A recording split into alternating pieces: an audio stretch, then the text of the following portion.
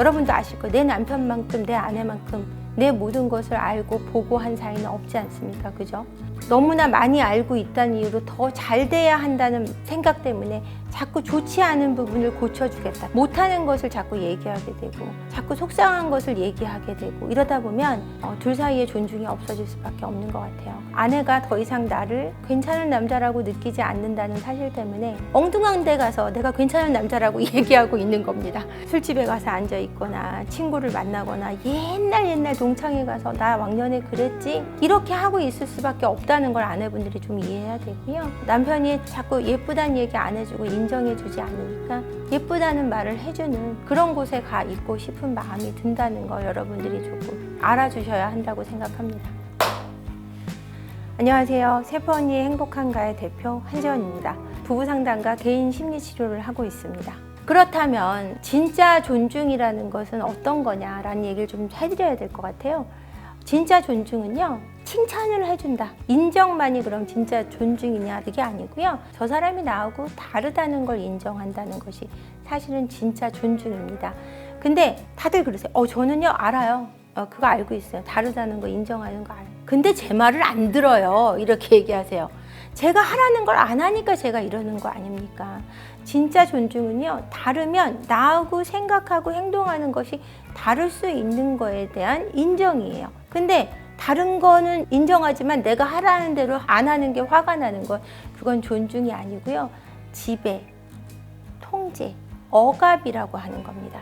그래서 그렇게 말하시는 분들을 제가 딱 심리검사를 해보면요. 다면적 인성검사를 해보면 거기에 지배성 막 이렇게 나와요. 병적으로 나와요. 문제 있음 이렇게 나와요. 너무 지배하고 싶어하고 통제하고 싶어하는 욕구가 크게 드러나 있는 분들이 있습니다.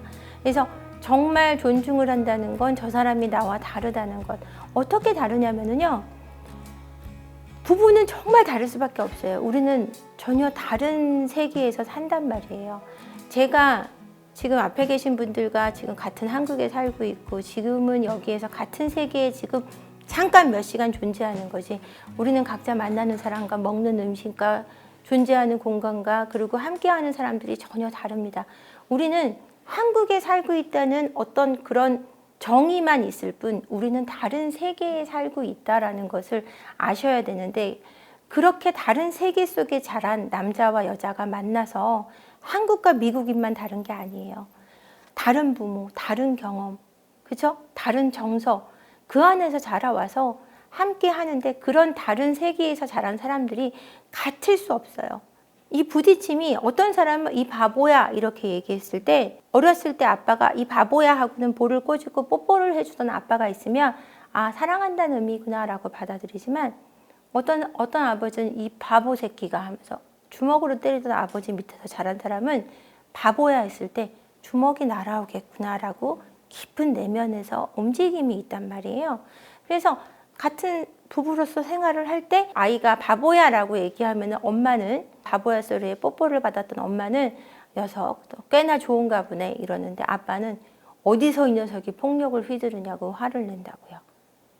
이것이 다름을 인정하지 못하는 데서 오는 존중이 없는 것을 예를 들어 드릴 수 있을 것 같아요. 가장 쉽게.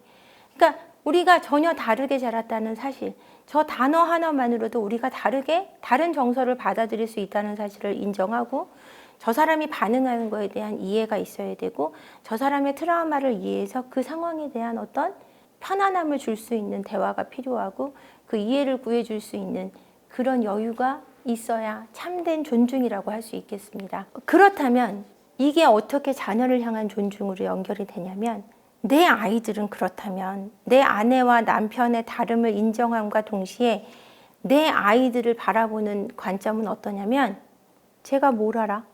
이런 관점으로 바라보시는 부모들이 많다는 걸 제가 알고 있어요. 3살, 4살 때 유럽 데려간다 그러면 뭘 한다고 유럽을 데려가. 걔네들 제주도 간다. 제주도 뭐하러 가. 애들 기억도 못해. 엄마 아빠한테 고마운 것도 몰라. 고마우라고 데려가는 게 아니고요. 3살, 4살 때 가서 아이가 느꼈을 정서. 엄마 아빠가 행복해했다는 나와 행복해했다는 그 분위기, 그 느낌을 갖고 아이는 자라게 됩니다. 그러면 그 아이가 그때 느꼈을 정서적인 어떤 느낌 그리고 행복을 만끽했을 마음 그 마음을 이해하는 것이 사실은 바른 존중인데, 쟤는 아무것도 모를 거라고 생각하시는 부모도 있고 뭐 타인도 있죠. 근데 아이들은 그 아이들이 보고 있는 세상이 다 있다라는 거예요. 뒤집기도 못하는 아이들 있잖아요. 그럼 눈은 보인단 말이에요. 태어나고 한 2주 지나면. 그럼 그 아이한테 아이고 천장밖에 못 보니 네가 뭘 아니, 이렇게 생각하시면 안 된다는 거예요. 그 아이가 보고 있는 천장이 그 아이의 세상이에요. 그러면 그 아이가 보고 있는 천장을 더 아름답게 해주고 싶은 마음이 드는 것이 존중이고요. 아무것도 모르니까 천장에 신경 쓸 필요 없어, 얘는 아무것도 몰라 하고 보거나 듣거나 말거나 부모끼리 싸우고 화내고 애 배고프다고 울어도 신경 안 쓰고, 이런 거는 존중이 아니라는 거죠. 그러면은 진짜 자녀를 향한 존중이 필요한 시기는 사춘기입니다. 왜냐하면 정말 재밌는 게, 많은 분들을 만나보면서 재밌는 게, 애가요 사춘기가 시작돼서 장난 아니에요. 반항하고요, 신경질 내고요, 막 집 나가고요. 사춘기는 뭐 피해가나 봐요. 아니요, 전혀 그렇지 않아요. 사춘기는 그런 게 사춘기가 아니에요. 아이가 반항하고 집 나가고 사춘기를 화를 내고 있다면 그거는 그 아이가 그렇게 올 때까지 부모님들이 뭔가 잘못한 거예요. 그 아이에 대한 존중이 없었기 때문에 그 아이가 강력하게 자아가 생기는 시기가 사춘기예요. 나를 주장하고 싶어지는 시기, 내가 확실히 자리 잡는 시기. 내가 자리 잡기 시작하니까 이 뇌 속이 막 폭발하긴 해요. 그러니까 어떻게 나를 바로잡아야 될지 모르겠는 거예요. 근데 그 전에 나에 대한 주장을 조금씩 해보니까 엄마 아빠가 날 전혀 안 받아줬어요. 그러니까 내가 강하게 생기는데 절대 받아줄 리 없는 엄마 아빠를 향한 두려움을 아이는 표현하고 있는 거예요. 그 반항이 소리 지르고 정 안 되면 집을 나가고 화를 내고 이러는 것이 나를 주장하고 있는 거라는 걸 인정해 주셔야 돼요. 그래서 아이가 사춘기가 시작됐다, 반항이 시작됐다라고 생각하시는 부모님들은 그때부터는 정말 아이가 주장하고 있는 것들에 대한 수용이 필요합니다. 그것이 존중인데, 사춘기가 시작됐으니까 이제부터는 더 꽉 틀어줘야 된다. 뭐 남자아이들은 아빠가 패야 된다, 막 이렇게 생각하시는 분들은 정말 큰 오해예요. 그렇게 되면 자기 자아가 만들어지면서 내가 사회로 나아갈 때 나의 세상이 날 향해 어떤 모습을 취할 것인가를 결정하게 되는데, 그때 부모의 태도가 수용적이지 않고 화를 내거나 또는 너무 허용적이어서 아예 관심이 없거나, 그러면 세상은 나를 무가치하게 여긴다고 생각하거나 세상은 날 향해 폭력적으로 행동한다고 생각하거나 불안과 공포스러움, 이런 것들을 갖고 자라나게 되는 겁니다. 그래서 세상 속에서 건강한 성인으로 살아갈 수 없게 되는 거죠. 그래서 아이가 사춘기가 왔다고 느끼실 때는 아이의 대화를 깊이 있게 들어주시고 아이의 의견을 최대한 수용해 주시되, 안 되는 부분도 있지 않습니까? 그것은 제가 수용하라고 말씀드리면은 무조건적인 수용을 부탁드리면은 애가 해달라는 걸 다 해줘야 되는 줄 아시는데, 그것 또한 자녀에 대한 존중은 아닙니다. 무조건적인 수용은 가능한 한, 그 아이가 말하는 것이 옳을 때, 그리고 내가 들어줄 수 있는 부분에서, 사회적으로 범죄가 되지 않는, 그렇죠? 그런 부분에서 하는 건데, 가르쳐야 될 기회마저 놓치는 분들이 계세요. 그렇게까지 가실 게 아니라 의견을 충분히 듣고 될 수 있는 것과 될 수 없는 것을 구분할 수 있는 사고를 심어줄 수 있는 힘이 있는 부모가 되시는 것이, 그것이 진정한 존중이라고, 자녀를 향한 존중이라고 말씀드리고 싶어요. 존중은 그 자녀의 넓은, 그리고 끝없이 발전할 수 있는 세상과 삶을 완성해 줄 거라고 믿고, 가족 구성원들이 더욱 깨어질 수 없는 가족애가 생길 수 있는 바탕이 되지 않을까라고 생각합니다. 예비 커플을 제가 상담을 많이 하거든요. 결혼을 하는 거에 대한 의미를 어떻게 받아들이시냐면, 내 인생을 완전히 바꿀 수 있다. 바꾼다는 게 무슨 경제적인 의미를 떠나서 내가 굉장히 행복하게 만드는 어떤 계기로, 그래서 나한테 완전히 맞는 짝을 찾아서 그 짝과 완벽한 결합을 이루는 것으로 생각하시는 것 같더라고요. 저 또한 결혼이라는 것이 제 삶을 완전히 바꿔서 그 사람과 영원히 행복할 거라고 믿었던 적이 있던 미혼 시절이 있었기 때문에 그 마음을 충분히 이해합니다. 근데 이 결혼이라는 것이 내 삶의 연장선일 뿐 바꾸는 계기가 되는 것이 아니라는 것을 좀 오늘 말씀드리고 싶어요. 결혼이라는 것은 내 삶이 계속되는 거라고 생각하시면 돼요. 나와는 전혀 다른 삶을 살아온 사람이 다른 모양으로 내 삶에 들어와 있는 거예요. 그리고 나는 그 사람의 삶에 완전히 다른 모습으로 들어가 있는 건데, 나랑 꼭 맞는 짝을 만나고 싶어요 라는 말씀을 많이 하시는데, 꼭 맞는 짝이 절대로 나타날 수 없고 만날 수도 없다는 사실을 미혼이신 분들이 모르고 계시다는 거죠. 나와 꼭 맞는다는 거는 블럭이나 가능하지 사람과 사람 사이는 불가능하다는 거죠. 이제 결혼 전에 여러분들은 사랑에 빠지잖아요. 그러면 사랑이라는 것이 무엇일까요? 조건 없는 사랑을 굉장히 많이 제시를 하시는데, 조건 없는 사랑이라는 것은 결혼을 하면서는 존재하지 않는다는 거죠. 제가 오늘 오면서 어떤 노래를 들었더니, 내가 가진 것은 사랑밖에 없는데 이런 나를 사랑할 수 있냐고, 이런 남녀가 부르는 노래가 있어요. 제가 그걸 들으면서 이 여자 꽃뱀이야? 이 생각을 제가 잠깐 했는데, 지금 현 시대는 특히 그래요. 사랑이라는 것은 별게 아니에요, 사실은. 내가 선택한 사람과 선택하지 않은 사람의 갭을 이상화해서 생각하고 있는 마음일 뿐이에요.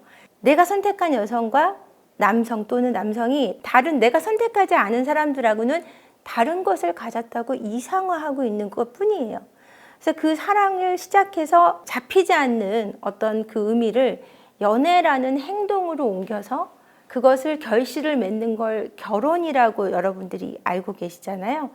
근데 사실은 그 조건 없는 사랑을 찾아서 결혼을 하신다기보다, 연애할 때는 조건 없이 사랑하는 것 같고 막 이러다가 결혼을 딱 앞두게 되면 어떻게 되냐면, 요즘에 인터넷에 가장 유명한 그걸 보셨는지 모르겠지만, 30살 넘었는데 월 3천을 못 모은 여자하고는 결혼하면 안 된다라는 짤이 돌고 있어요, 지금.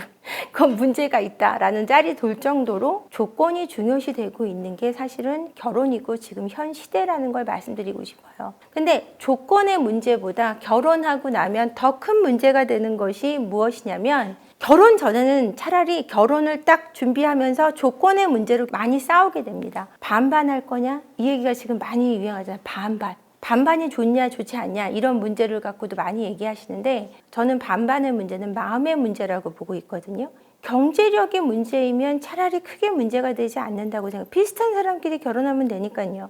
근데 반반의 문제가 마음의 문제가 될 때 정말 큰 문제가 되고 있다고 생각해요. 그래서 반반의 문제가 내 마음에서 내가 반을 내고 네가 반을 내서 우리가 결혼해서 마음을 합쳐서 살아갈 수 있다면 그것은 크게 문제가 되는 이슈가 될 수 없다고 생각해요. 근데 결혼을 해서 계속해서 그 이슈가 계속되는 것은 정말 마음의 이슈거든요. 마음이 합쳐지지 않았기 때문에 계속 반반을 주장하게 되는 거기 때문에 그게 문제가 되는 거라고 저는 생각을 하고요. 딱 결혼하면서부터는 경제적인 부분이 반반의 이슈에서 나오면서부터는 사실은 정서적인 문제로 더 크게 확대되기 시작합니다. 저한테 이제 부부 상담 오신 분들이 가장 많이 오시는 게 사실은 50%가 외도의 문제고, 거의 50% 가까이가 성격 문제고, 10%가 시댁 문제란 말이에요. 이 외도의 문제도 어떻게 보면 성격 차이의 문제에서 온 결과인 경우도 꽤 많아요. 그렇게 보면은 성격 차이 문제가 가장 큰 비율로 높다고 볼 수 있어요, 부부간의 문제는. 근데 이 성격 차이의 문제가 왜 생기냐를 오늘 제가 핵심적으로 드리고 싶은 말씀이에요. 결혼은 누구나 내 배우자를 선택할 때 정서적 구원자를 꿈꾼다는 겁니다. 그래서 어떤 사람은 결혼의 조건에 경제력을 1순위에 두기도 하고, 어떤 사람은 조건 없는 사랑을 주는 사람을 보기도 하고, 어떤 사람은 직업을 1순위로, 어떤 사람은 성격을 1순위로 이렇게 두는 이유가 사실은 내가 정서적으로 원가족에게 결핍을 느꼈던 부분에 대한 추구를 하기 때문이거든요. 그래서 결혼을 하면서 나한테 딱 맞는 사람이야 서 결혼을 한단 말이에요. 이걸 웬걸 살아보니 내가 피하고 싶었던 부분은 다 갖고 있는 거죠. 근데 그런 경우가 굉장히 많다라는 거죠. 거의 90% 이상이 우리 아빠 같은 사람은 피하려고 그랬는데 제 남편이 연애 때는 그게 안 보였는데 결혼하고 나니까 우리 아빠랑 똑같아요. 우리 엄마 같은 사람은 피하려고 그랬는데 우리 와이프가 우리 엄마랑 너무 닮았어요. 이 얘기를 한 80% 이상이 저한테 오셔서 합니다. 그 이유가 그 고리를 모르시는 것 같은데, 그것은 연애 때 사랑에 빠지는 대상이 긍정성을 가진 사람을 쫓게 돼 있는 동시에 부정성을 동시에 가진 사람을 사랑하게 된다라는, 아프지만 그것이 현실이라는 거죠. 그래서 원가족의 긍정성과 부정성을 함께 가진 사람을 사랑하게 돼 있어요. 그 이유는 뭐냐면요. 그 사람하고 있으면 왠지 편하네. 익숙한 것에 끌린다는 말을 아실 것 같아요. 왠지 익숙하고 그 사람하고 있으면 마음이 편해. 긍정적인 것뿐 아니라 부정성까지 지니고 있어서 연애할 때는 그 부정성이 크게 보이지 않는 거예요. 함께 생활하지 않기 때문에. 그런데 결혼을 하게 되면은 미세한 부분까지, 생활 습관부터 아주 세세한 부분까지 보다 보면은 이 사람이 가진 부정성이 더 확대돼 보이기 시작합니다. 그 원인은 함께 있기 때문이기도 하지만 내가 가지고 있는 원가족과의 트라우마가 발현되는, 활성화되는 계기를 맞기 때문이기도 해요.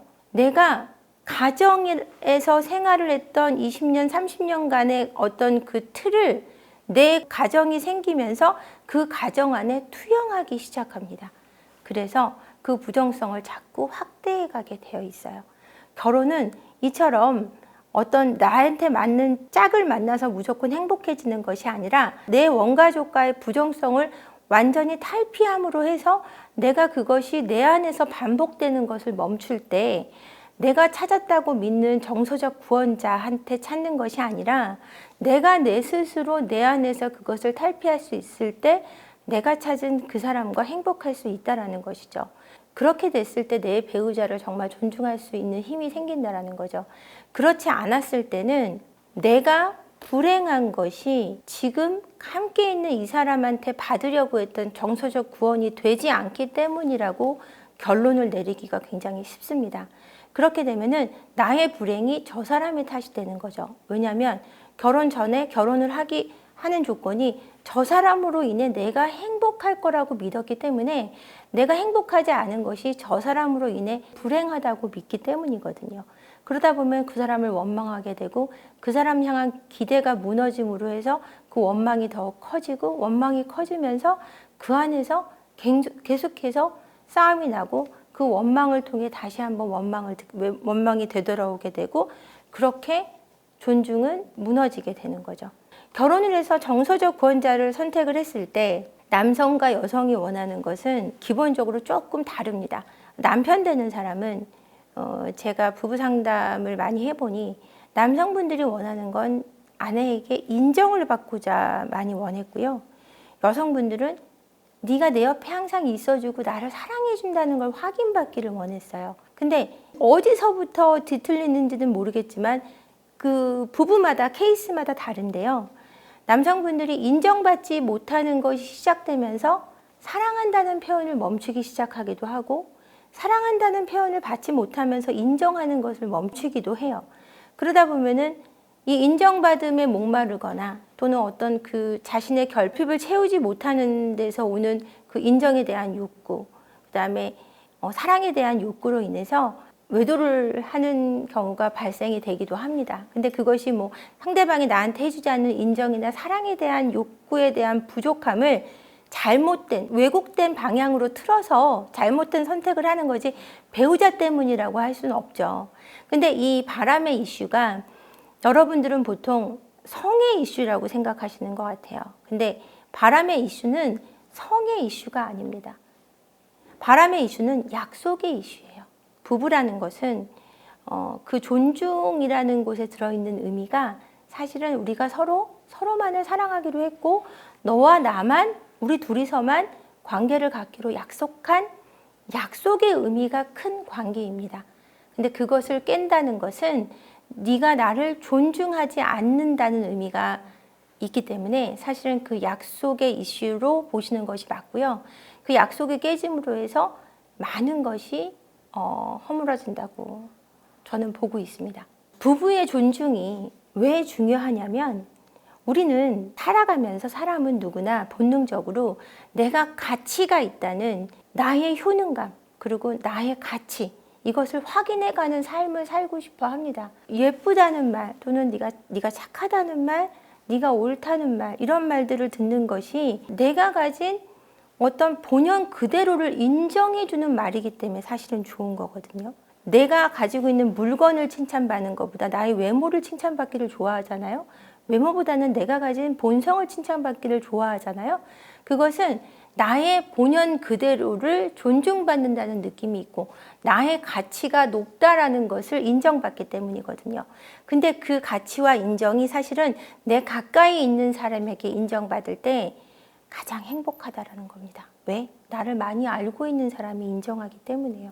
부부만큼 가까운 사이가 있습니까? 여러분도 아실 거예요. 내 남편만큼, 내 아내만큼 내 모든 것을 알고 보고 한 사이는 없지 않습니까? 그죠? 그런 가운데 가장 존중받고 이걸 해야 되는 사이에서 너무나 많이 알고 있다는 이유로 더 잘 돼야 한다는 생각 때문에 자꾸 좋지 않은 부분을 고쳐주겠다. 단점을 고쳐야 완벽해진다고 믿는 사람, 그 부부 사이에서 못하는 것을 자꾸 얘기하게 되고 자꾸 속상한 것을 얘기하게 되고 이러다 보면 둘 사이의 존중이 없어질 수밖에 없는 것 같아요. 그리고 남편분들은 아내가 더 이상 나를 우러러보거나 내가 괜찮은 남자라고 느끼지 않는다는 사실 때문에 엉뚱한 데 가서 내가 괜찮은 남자라고 얘기하고 있는 겁니다. 그래서 술집에 가서 앉아 있거나 친구를 만나거나 옛날 동창회 가서 나 왕년에 그랬지 이렇게 하고 있을 수밖에 없다는 걸 아내분들이 좀 이해해야 되고요. 남편이 자꾸 예쁘다는 얘기 안 해주고 인정해주지 않으니까 예쁘다는 말을 해주는 그런 곳에 가 있고 싶은 마음이 든다는 걸 여러분들이 조금 알아주셔야 한다고 생각합니다. 네. 47% 정도가 각방을 쓴다고 하더라고요. 네, 맞아요. 있는 그대로 얘기해도 되죠? 저는 각방을 쓰냐 안 쓰냐는 중요한 것 같지는 않습니다. 한 개 있으면 좋죠. 왜냐하면 체온을 느끼고 자냐 안 자냐에 따라서 생명이 연장되고 연장되지 않고의 연관이 있다는 얘기를 제가 논문을 봤거든요. 그래서 사실은 같이 자면 좋습니다. 체온을 느끼면서. 근데 부부 관계에 미치는 영향은 각방을 쓰냐 안 쓰냐보다 사실은 부부 관계를 어느 정도 하고 있느냐가 훨씬 중요한 문제라고 생각해요. 그 각방을 절대 쓰지 않겠다는 분이 혹시 남자분인가요? 합의된 거예요? 그럼 두 분이 사이가 좋으신 거죠. 서로 사랑하시는 거예요, 굉장히. 저는 그런 거는 좋다고 생각해요. 서로 합의가 됐다면. 근데 한 분은 그걸 주장하고 한 분은 각방이 절대 안 된다고 주장하고 한 분은 너무 각방을 쓰고 싶다고 오시는 부부 상담 사례도 있으시거든요. 그러면은 각방을 쓰고 싶은 이유와 쓰고 싶지 않은 이유가 케이스마다 다른데 그거에 따라 제가 다르게 설계를 해드리거든요. 그러니까 저는 각방 쓰는 문제보다는 부부관계를 어느 정도 유지하고 있느냐가 훨씬 중요한 이슈라고 생각합니다. 왜 중요한 이슈냐면요, 관계 리스는 이혼으로 갈 확률이 굉장히 높기 때문이에요. 여러분들이 생각하시는 것보다 대한민국의 관계 리스 부분은 굉장히 비율적으로 높습니다. 그리고 각방을 쓴다 그래서 관계를 갖지 않는 게 아니고요. 같은 방을 쓰면서도 관계를 10년 동안 갖지 않은 부부도 굉장히 많고요. 생각보다. 대한민국의 거의 60% 가까이 관계 리스로 지내고 있다고 해도 지금 비율적으로 과언이 아니거든요. 그러니까 각방을 쓰냐 안 쓰냐보다 관계를 어느 정도 하고 있느냐를 더 중요시해야 되는 건 아닌가라는 생각이 드는데요. 관심을 끄면은 오히려 도움이 된다. 뭐 이렇게 말씀하시는 분도 계시더라고요. 저는 그렇게 생각하지 않습니다. 우리가 그 교과목 공부할 때 보면은 수학을 이해하면 수학을 잘하게 되지만 수학을 포기하게 되면 수학을 쳐다보지 않게 되거든요. 사람에 대해서도 저는 마찬가지라고 생각해요. 그 사람을 관심을 끄면 포기하는 거잖아요. 그러면 그 사람을 잊어버리게 되고 놔버리게 되죠. 그렇게 되면 이혼이 되는 거고요. 헤어지게 되는 거고요. 그 사람을 그 부분에 대해서 이해하게 되면 저는 오히려 그 사람을 더 좋아하고 그 사람을 좋아한다는 게 간섭하고 그 사람만 쳐다보고 있는 게 아니고 그 사람을 이해하고 존중하고 다름을 인정할 수 있게 된다는 거죠. 그러면 그 이해라는 것이 뭐냐? 그 사람한테 다름을 인정하지 못하는 건 그 사람이 왜 다른지 모르기 때문이에요. 왜 다른지 알게 되면 좀 다른 시선으로 바라볼 수 있고 분노가 나던 것이, 화가 나던 것이 화가 나지 않을 수 있다라는 거죠. 근데 그럼에도 다 알고 이랬는데도 불구하고 계속해서 화가 난다면 본인 문제예요.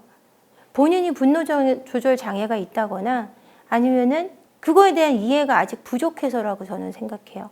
만약에 일주일에 한 번은 나가서 친구를 만나고 싶어 하는 아내가 있고, 그게 정말 일주일에 한 번도 나가는 걸 이해 못하는 남편이 있어요. 그런 경우 되게 흔한 케이스잖아요. 그럴 때는 나가기만 하면 화가 나요. 한 번 나가는 걸 왜 못해? 라고 얘기할 수도 있고, 또는 안 나가면 안 돼? 하는 사람도 있을 것 같아요. 근데 알고 보니 아내는 못 나가게 해서 화가 나고 남편은 나가서 화가 나는데, 알고 보니 남편이 어렸을 때 엄마가 이분을 낳고 바로 집을 나가셨어요. 제 케이스 중에 실제 있는데, 아버지는 10살 때 돌아가셔서 친척집에서 자라납니다. 그래서 누가 없다는 거에 대한, 시골집에서 컸는데 거기는 너무너무 시골이어서 불이 안 들어왔어요. 지금 나이가 40대밖에 안 됐는데 불이 꺼지면 너무너무 무서운 거예요. 혼자 집에 있는데 친척들은 맨날 늦게 들어오고 일 때문에, 형들은 너무 나이가 많았고 혼자 맨날 남겨두다 보니까 혼자 있는 것은 그 사람한테 공포 그 자체인 겁니다. 그러니까 아내가 일주일에 한 번 나가도 그 혼자 남겨주는 거에 대한 공포가 너무너무 큰 거예요. 결혼하면 혼자 있을 일은 없다고 믿었던 거죠. 이거에 대한 이해가 되고, 아내도 사실은 친구를 만나고 싶은 건 다, 그러면은 남편이 그러니까 나가지 마냐. 아니죠. 나가는 횟수를 조금 줄여줄 수는 있겠죠. 그죠? 일주일에 한 번 나가던 거, 2주에 한 번 나가는 걸로 조금 하고, 남편을 이해되면, 남편이 그렇게까지 무섭다면 내가 일주일에 한 번 나가는 건 조금 포기하고, 여기는 시골집이 아니고 내면 속에서 인지할 수 있도록 도와주는 것.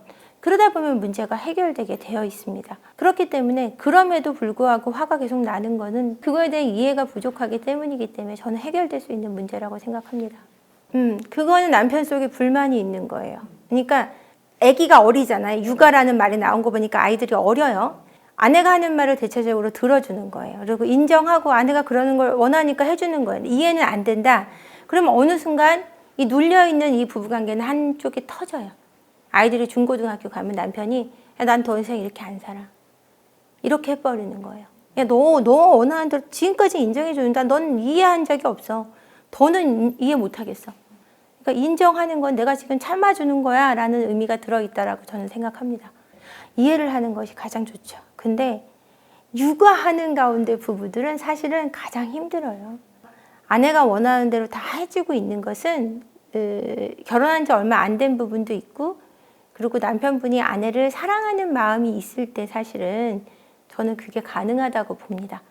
여러분들은 생각할 때 내가 말하거나 타인이 말하는 것이 진실이라고 믿는 경우가 많은데, 입으로 뱉는 것이 다 진실일 수 없고요. 나는 나에 대해 잘 모릅니다. 그리고 타인도 타인이 말하고 있는 게 진실이라고 믿고 있지만 그것이 다 진실일 수 없다는 거. 그거를 약간 염두에 두고 대화를 하셔야 될 것 같아요. 절대 하면 안 되는 말은요, 꼭 집어드리고 싶은 거는 이혼해. 이 말 안 했으면 좋겠고요. 이게 여성분들이 좀 많아요. 화가 나면 이혼해. 헤어져. 잡으라고. 나 끝까지 왔어. 이래도 덤벼? 이런 의미가 많이 들어있는 거예요. 근데 진짜 남편이 이혼해 하면 아내분들이 매달리는 경우가 훨씬 많아요. 그러니까 이 얘기는 안 했으면 좋겠고요. 또 절대 이러지 말아야 되는 게 하나 있습니다. 너 항상 이래. 너는 항상 이랬어. 반복적으로 이 사람이 잘못해 온 것 같은 그런 비난 하지 말아야 되고요. 그리고 담쌓기, 대화하지 않고 외면하는 거 있잖아요. 그건 하지 말아야 됩니다. 그러니까 이런 경우는 일부러 그러는 게 아니라 회피성 애착 장애를 가지신 분들이 많이 그러는데, 어릴 적에 그 인정을 받지 못한 남편분들, 그리고 자기 자신에 대한 자존감이 약한 분들은 사실은 속 터놓고 얘기하고 아내의 대화에 참여하기 어려워하는 남편분들이 사실은 많으세요. 여성분들은 의존성 성격 성향을 가진 분들이 많고, 회피성 성격 성향을 가지신 남편분들이 꽤 많아요. 대화를 안 하려고 하고 다 닫아버리시는 분들이 있는데, 그 세 가지는 좀 피해 주시는 게 가장 좋은 부부관계를 유지하는 데 도움이 될 거고요. 이 말은 꼭 했으면 좋겠다. 그거는 세 가지인 것 같아요. 사실 사랑해란 이야기를 해주는 게 가장 좋은데요. 사실은 살다 보면 이거 낯간지러워서 못하겠다고 이제 그러세요. 막 애한테는 사랑해, 사랑해 이러다가 와이프 보면은 야, 밥 했냐? 이러시거나 애한테는 사랑해, 사랑 남편 딱 보면은 야, 보너스 언제 나오냐? 이 말밖에 할 게 없는 거예요. 그죠? 그게 아니라 사랑의 소리가 힘드시면 두 가지는 하세요. 이건 마법의 언어예요. 미안하고 고마워. 조금 부딪혔던 일이 있던 아니면은 좀 사이가 약간 감정적으로 상했던 미안하고 미안하다는 말. 그리고 조금만 잘해도 설거지를 한번 하던 아니면 아이를 좀 잘 봐주던 와이프가 좀 힘들게 육아를 한 날이건 아니면 일을 하고 돌아와서 또 저녁을 해주는 와이프를 봤을 때 고맙다고 얘기해 주는 거. 남편이 힘들게 일하고 돌아왔는데 야, 빨리 왔으면 장난감부터 치워. 이게 아니라 일하고 와서 고마워. 근데 이렇게 힘든데 또 장난감도 치워주면 더 고마울 것 같아. 이 말이 또 힘이 나게 되는 거거든요. 그러니까 미안하고 고마워. 이 두 단어는 부부간의 뿐이 아니라 저는 모든 관계에 있어의 마법의 단어라고 생각합니다. 이 두 가지를 기억해 주시면 좋겠습니다.